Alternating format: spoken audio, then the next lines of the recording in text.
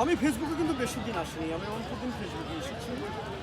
আমি আপনাদের অভিনয়, আপনাদের সব কিছু দেখি, আমার অনেক বোনেদের দেখেছি যে কান্নাকাটি করেছেন যে আমি খুব কষ্টে আছি, আমাকে ছাপড় দেন।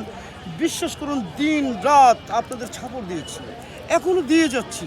আমার অনেক ভাইয়েরা আছে, আমি ছাপড় দিয়ে যাচ্ছি, কিন্তু আপনারা কি আমাকে ছাপড়টা ব্যাক দেন না। তবে আমি আশা করি আপনাদের আমি যতদিন বাঁচবো ছাপড় দিয়ে যাব। ফেসবুকে কাজ করতে হলে আপনার একজনের পাশে কিন্তু একজন দাঁড়াতে হবে। হয়তো আমি আজকে নূতন, যদিও নূতন হই, আমি কিন্তু কষ্ট করে আমার আইডিকে বড় করেছি। আমি কিন্তু কোনো ফলোয়ার কিনে আনিনি, আমি কিন্তু কোনো টাকা দিয়ে স্টার কিনিনি। শুধু আপনাদের ভালোবাসা, গান, ড্যান্স, আপনি কি দেখবেন আমার আইডিতে ঢুকুন। আর আমি যাকে ছাপড় দিই, ভাই, আমি যাকে ছাপড় দিই তার কিন্তু আইডির ভিতরে ঢুকে যাই। আমি আইডিতে ঢুকে কেন ছাপড় দিই জানেন? যে আপনি জানি ফেসবুকে কিছু কামাই করে খেতে পারেন, অর্থ উপার্জন করতে পারেন। আপনারা যদি কেউ আমাকে ছাপড় দেন, একটু ঢুকবেন আইডিতে, দেখবেন বিভিন্ন গান বাজনা ড্যান্স ওর ভিতরে রয়েছে।